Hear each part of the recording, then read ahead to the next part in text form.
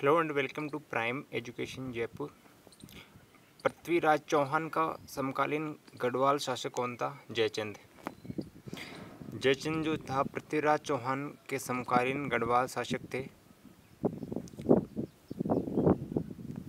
Next, सम्राट पृथ्वीराज चौहान तृतीय के पिता कौन थे? सोमेश्वर। सम्राट पृथ्वीराज चौहान तृतीय के पिता थे सोमेश्वर। नेक्स्ट है, अभी कई बच्चे जो है इसमें कंफ्यूज अगर ऑप्शन दे दिया जाए तो विशलदेव कर देंगे, लेकिन विशलदेव नहीं, सोमेश्वर थे पृथ्वीराज चौहान तृतीय के पिता। चौहान वंश का प्रथम शासक कौन था? वासुदेव। चौहान वंश का या चौहान राजवंश का प्रथम शासक था वासुदेव। नेक्स्ट है, राजपूतों की उत्पत्ति से संबंधित अग्निकुंड के सिद्धांत से किस वंश का उदय नहीं हुआ? तो राठौड़ वंश का उदय नहीं हुआ। राजपूतों की उत्पत्ति से संबंधित जो अग्निकुंड का सिद्धांत है, इस सिद्धांत से सोलंकी वंश का भी उदय माना जाता है, परमार का भी, चौहान का भी माना जाता है, लेकिन राठौड़ वंश का उदय नहीं माना जाता राजपूतों की उत्पत्ति से अग्निकुंड के सिद्धांत में।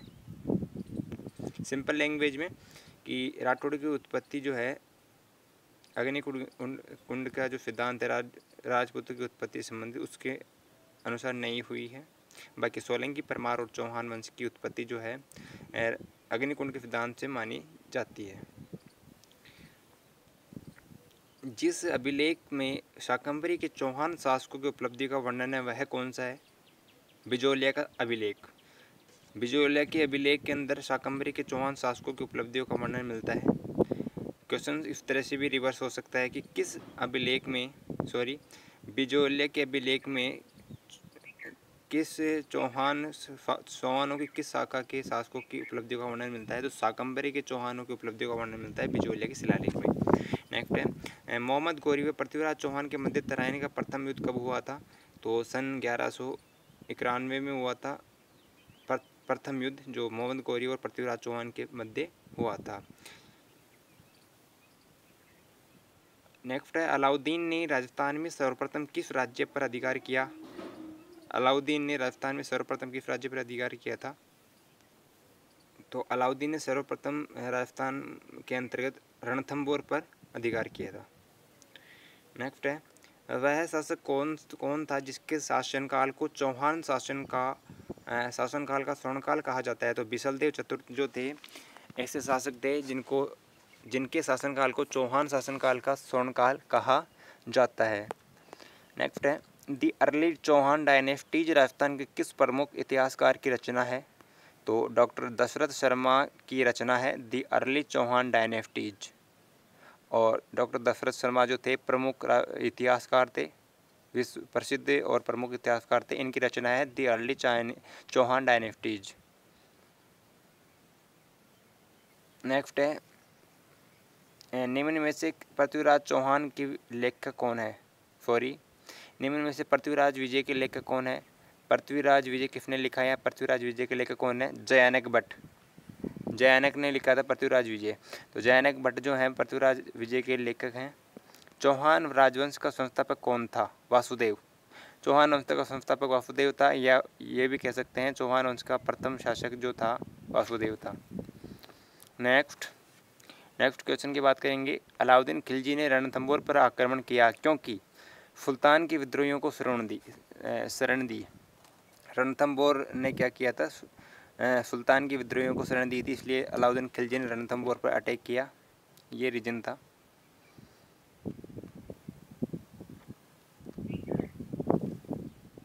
अलाउद्दीन के आक्रमण के समय रणथंबोर का शासक कौन था? हम्मीर।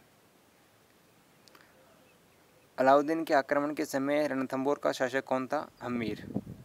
हम्मीर देव चौहान जो थे अलाउद्दीन के आक्रमण के समय रणथंबोर के शासक थे। फरिश्ता के अनुसार अलाउद्दीन खिलजी का जालोर पर द्वितीय आक्रमण किस वर्ष में हुआ था? 1308 ईस्वी में। फरिश्ता के अनुसार जो है 1308 ईस्वी में अलाउद्दीन खिलजी ने जालोर पर सेकंड अटैक किया था, द्वितीय आक्रमण किया था। नेक्स्ट है, किस चौहान शासक ने अजमेर को सबसे पहले अपनी राजधानी बनाया था? तो अजय राज ने बनाया था अजमेर को सबसे पहले अपनी राजधानी। 1191-92 के तराइन के युद्ध में किस चौहान शासक को आक्रमणकारी शहाबुद्दीन गोरी से लड़ना पड़ा? पृथ्वीराज तृतीय को।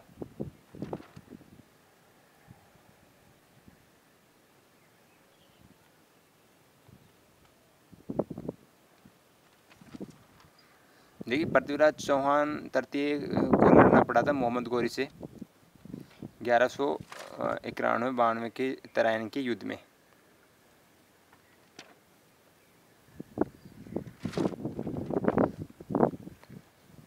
नेक्स्ट है, विख्यात स्मारक अढ़ाई दिन का झोपड़ा या तत्कालीन संस्कृत महाविद्यालय का निर्माण किसके द्वारा किया गया? विक्रयराज चतुर्थ या बिसलदेव भी इनको कहा जाता है। एक ही नाम है दोनों। विख्यात स्मारक अढ़ाई दिन का झोपड़ा या तत्कालीन संस्कृत महाविद्यालय का निर्माण इनके द्वारा ही किया गया था। देखिए, इसके अंदर जो है समझने वाली बात यह है कि अढ़ाई दिन का झोपड़ा बाद में बना था। पहले जो संस्कृत जो महाविद्यालय था, विद्यालय जो था, इसको तोड़कर ही बनाया गया था। कुतुबुद्दीन ने इसका ऐबक ने करवाया था सिस्टम इसका, जबकि पहले ये बनाया गया था विद्यालय जो है विक्रयराज चतुर्थ के द्वारा। और नेक्स्ट है, रणथंभौर के हमीर के विरुद्ध किस मुस्लिम सेना नायक ने खिलजी सेना का नेतृत्व किया था? उलुग खां ने। रणथंभौर के हमीर के विरुद्ध किस मुस्लिम सेना नायक ने खिलजी सेना का नेतृत्व किया था? उलुग खां ने।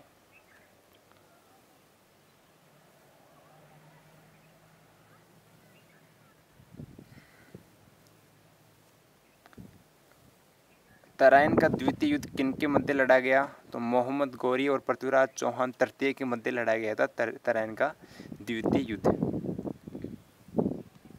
नेक्स्ट है, भारत की सबसे बड़ी नदी घाटी परियोजना कौन सी है? तो भाखड़ा नदी घाटी परियोजना जो है भारत की सबसे बड़ी नदी घाटी परियोजना है। निम्न में से इंदिरा गांधी नहर का उद्गम जो है स्थल राजस्थान में कहाँ से है? हरी के बैराज से निकलती है इंदिरा गांधी नहर राजस्थान में।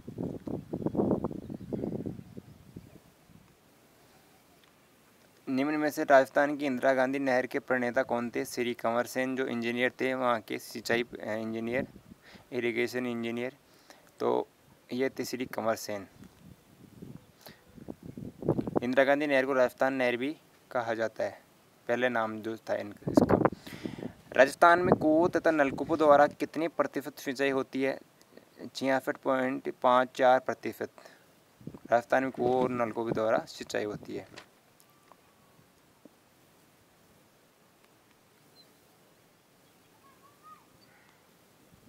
नेक्स्ट बात करेंगे, सूफी संत ख्वाजा मोइनुद्दीन चिश्ती किसके शासनकाल में राजस्थान आए थे? तो पृथ्वीराज चौहान तृतीय के शासनकाल में राजस्थान आए थे ख्वाजा मोइनुद्दीन चिश्ती। या फिर यहाँ पर इसको ट्विस्ट करके भी डाल सकते हैं पेपर में कि जब सूफी संत ख्वाजा मोइनुद्दीन चिश्ती राजस्थान आए तब चौहान वंश का शासक कौन था? पृथ्वीराज चौहान तृतीय। नेक्स्ट है, कानड़देव कहाँ का शासक था? जालोर का। ये भी चौहान थे कानड़देव, तो कानड़देव जालोर के शासक थे।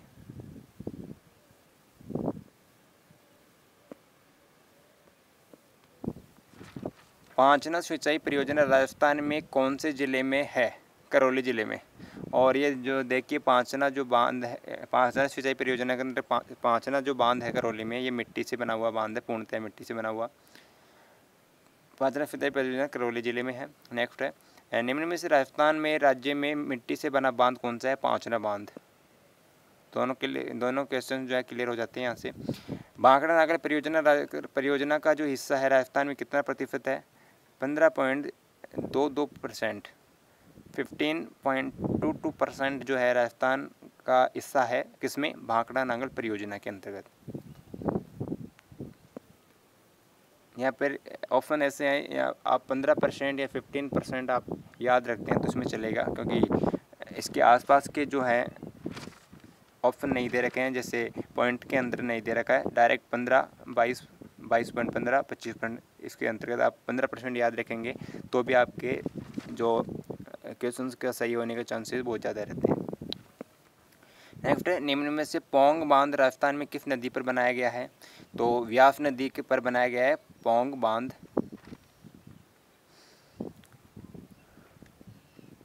सिंपल लैंग्वेज में पौंग बांध है व्यास नदी पर। और इम्पोर्टेंट बात है, ये राजस्थान के अंतर्गत है। मेजा बांध राजस्थान में कौन सी नदी पर बनाया गया है? कोठारी नदी पर। मेजा बांध कोठारी नदी पर बनाया गया है।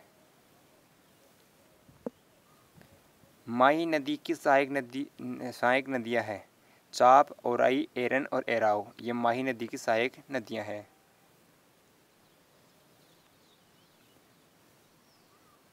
ये जवाई, संगाई वगैरह जो है ये लूनी नदी की सहायक नदियां हैं। नेक्स्ट है, निम्न में से साबरमती की सहायक नदी है? देखते हैं ऑप्शन। देखिए, मानसी, वाकल और हतमती जो है ये साबरमती की सहायक नदियां हैं, मानसी, वाकल। निम्न में से राजस्थान में झरने से सिंचाई की जाती है? बांसवाड़ा क्षेत्र में। बांसवाड़ा क्षेत्र में जो है झरने से सिंचाई की जाती है। निम्न में से राजस्थान में मानसी वाकल परियोजना का मुख्य उद्देश्य है? उदयपुर शहर को पेयजल उपलब्ध कराना। ये मानसी वाकल परियोजना का मुख्य उद्देश्य है। इंदिरा लिफ्ट सिंचाई योजना राजस्थान के किस जिले में है? सवाई माधोपुर में। निम्न में से कौन सा बांध करौली जिले में है? पांचना बांध। और ये राजस्थान में मिट्टी से बना हुआ बांध भी है, पांचना बांध। और ये पांचना जो है राजस्थान में है, पांचना बांध और पांचना परियोजना। नेक्स्ट है, देखिए इसमें कन्फ्यूज होने की बात नहीं है, पांचना परियोजना जो है इसी के अंदर पांचना बांध बनाया गया है। राजस्थान की सबसे बड़ी निरंतर बहने वाली नदी कौन सी है? तो चंबल नदी है, जो राजस्थान की सबसे बड़ी नदी भी है और निरंतर बहने वाली नदी भी है। लेकिन पूर्णतः राजस्थान में बहने वाली सबसे बड़ी नदी बनास नदी है। निम्न में से कौन सी मध्यम सिंचाई परियोजना झालावाड़ जिले से संबंधित नहीं है? तो पांचना जो है ये करौली की परियोजना है, जबकि भीमसागर, छापी और एक हरिश्चंद्र सागर जो परियोजना है ये झालावाड़ से संबंधित है, जबकि पांचना जो है करौली से संबंधित है। बांगड़ा नागल परियोजना कब प्रारंभ की गई थी? प्रथम योजना से पहले। नेक्स्ट है, पवन ऊर्जा के क्षेत्र में राजस्थान का कौन सा स्थान है? थर्ड। पवन ऊर्जा के दृष्टि से देखा जाए, उस पवन ऊर्जा के क्षेत्र में देखा जाए तो राजस्थान तीसरे स्थान पर है, थर्ड पोजीशन पे है। राजस्थान के क्षेत्रफल के कुल कितने प्रतिशत क्षेत्र पर आंतरिक प्रवाह प्रणाली जो है पाई जाती है? 60.20% भाग पर। मतलब कुल जो अपवाह प्रणाली है या फिर राजस्थान के कुल क्षेत्रफल के कुल कितने प्रतिशत भाग पर आंतरिक प्रवाह प्रणाली है? तो 60%, लगभग 60% जो है, और सबसे ज़्यादा आंतरिक प्रवाह प्रणाली ही है राजस्थान के अंतर्गत।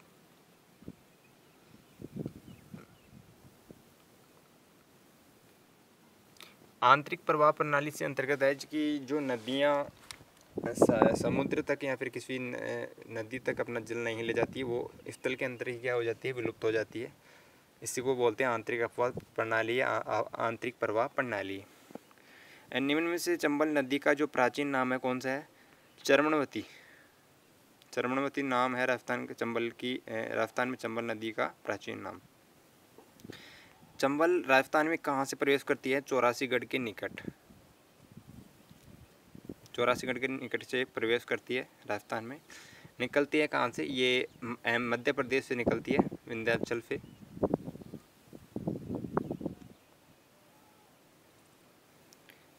निम्न में से राजस्थान में चंबल नदी का उद्गम स्थल है? जनापाव की पहाड़ियाँ। चंबल नदी का उद्गम है जनापाव की पहाड़ियों से निकलती है ये, लेकिन ये राजस्थान से नहीं निकलती है, मध्य प्रदेश से निकलती है। राजस्थान में प्रवेश करती है चौरासीगढ़ के पास। नेक्स्ट है, राजस्थान में चूलिया प्रपात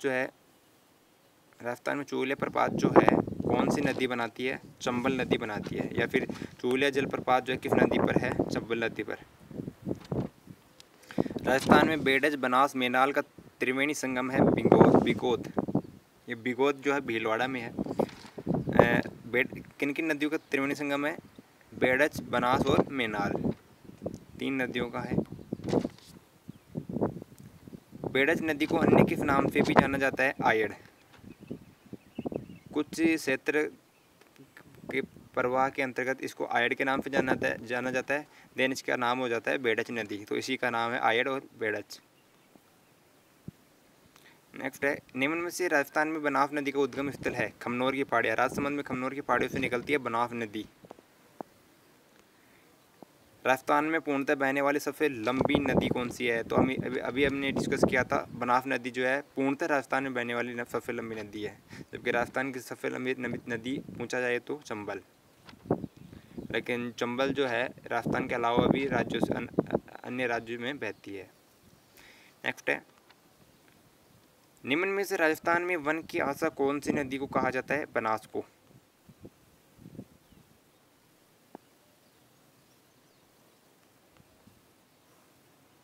निम्न में से चंबल की कुल लंबाई कितनी है? 966 किलोमीटर जो है चंबल की कुल लंबाई है।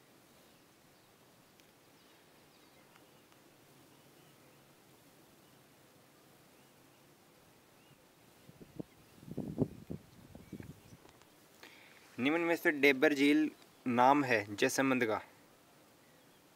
जयसमंद का ही नाम है डेबर झील। नेक्स्ट है, राजस्थान की सबसे बड़ी खारे पानी की झील कौन सी है? तो सांबर सबसे बड़ी खारे पानी की झील है राजस्थान की। बाकी डेडवाना और पचपदरा भी जो है ये खारे पानी की झीलें हैं। डेडवाना जो है नागौर में है।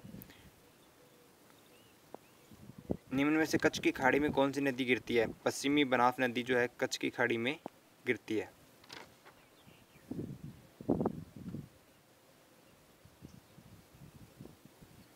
निम्न में से लूनी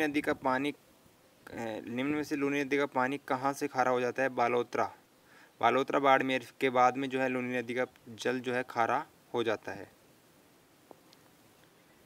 कौन सी नदी खंभात की खाड़ी में गिरती है? माही नदी खंभात की खाड़ी में गिरती है।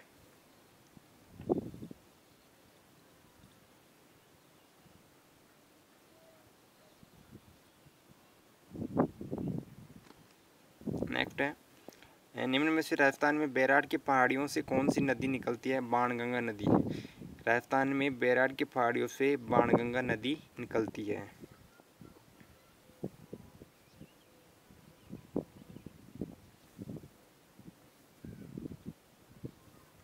और बैराड़ की पहाड़ियाँ क्या हैं? जयपुर जिले में।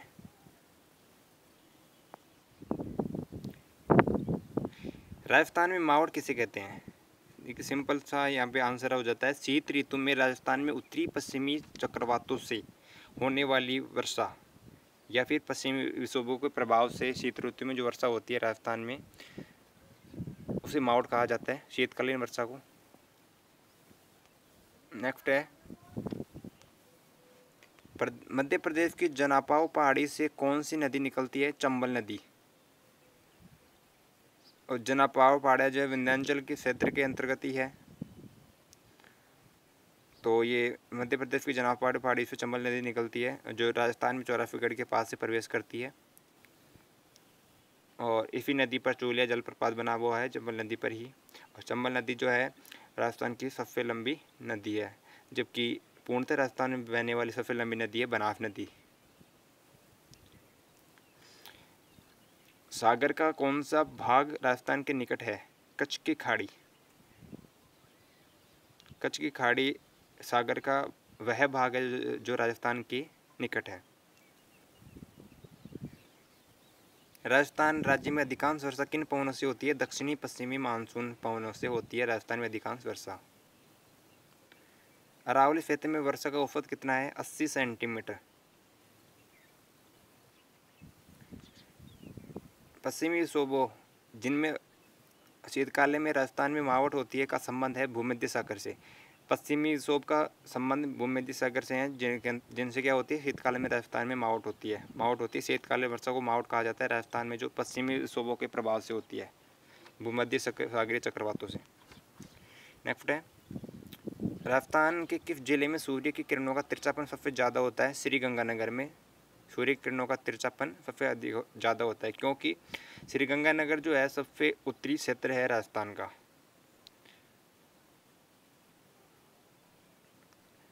सबसे उत्तरी क्षेत्र का मतलब यहाँ पर जो है कर्क रेखा से सबसे ज़्यादा दूरी है श्रीगंगानगर की।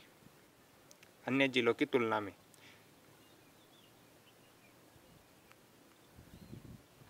जबकि बात करें अगर इसी के अंदर बात की जाएगी किस जिले में सूर्य की किरणें सीधी सबसे सीधी पड़ती है, सीधी चमकती है, तो बांसवाड़ा हो जाएगा।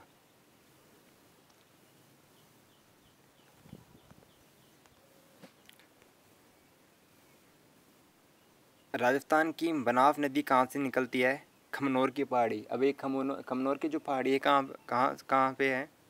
राजसमंद में है खमनोर की पहाड़ी, और यहीं से राजस्थान की जो है बनाव नदी निकलती है। और बनाव नदी राजस्थान की पूर्णतः राजस्थान में बहने वाली सबसे लंबी नदी है। क्वेश्चन इस तरह से भी आ सकता है, खमनोर की पहाड़ियाँ जहाँ से बनाव नदी का उद्गम होता है किस जिले में है? तो राजसमंद जिले में। बैराट की जो पहाड़ी जयपुर में है, नागपाड़ अजमेर में है, जनापाव पहाड़ी जो है विंध्याचल मध्य प्रदेश। बैराट की पहाड़ी से कौन सी नदी निकलती है? बाणगंगा नदी। और बैराट की जो पहाड़ी हैं जयपुर से संबंधित है। उदयपुर में गोगुंदा की पहाड़ी से कौन सी नदी निकलती है? बेडज नदी। उदयपुर में गोगुंदा की पहाड़ी से जो है बेडज नदी निकलती है, और इसका कुछ स्थान कुछ प्रवाह क्षेत्र तक तो इसका नाम बेडज होता है, और कुछ स्थान तक जो है इसका नाम आयड़ नदी होता है। तो इसी का नाम आयड़ और बेडज दोनों एक ही नाम है, लेकिन इसका अन्य नाम आयड़ है। नेक्स्ट है, अजमेर के नाग पहाड़ से कौन सी नदी निकलती है? तो लूनी नदी निकलती है अजमेर के नाग पहाड़ से। अगर नेक्स्ट बात करें कि निम्न में से मध्य प्रदेश के धार जिले से कौन सी नदी निकलती है? तो माही नदी जो है मध्य प्रदेश के धार जिले से निकलती है, और राजस्थान में बांसवाड़ा के खांडू गांव से प्रवेश करती है यही माही नदी। और यही माही नदी जो है कर्क रेखा को 2 बार काटती है राजस्थान में। और यही माही नदी जो है राजस्थान के किन 2 जिलों की सीमा बनाती है? ये कमेंट बॉक्स में आपको आंसर करना है। राजस्थान का कौन सा शहर कोठारी नदी के किनारे बसा हुआ है? तो भीलवाड़ा शहर जो है राजस्थान का ऐसा शहर है जो कोठारी नदी के किनारे बसा हुआ है।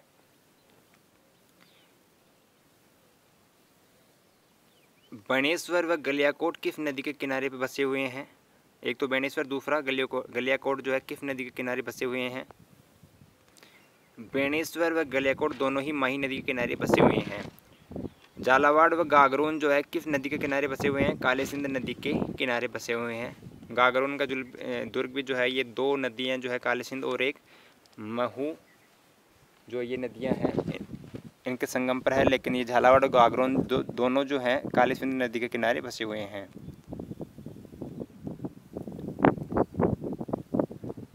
सुकड़ी गुहिया नदी के किनारे कौन सा शहर स्थित है? सोजत। पाली का जो सोजत है, सोजत सिटी, ये सुकड़ी गुहिया नदी के किनारे बसा हुआ है, स्थित है।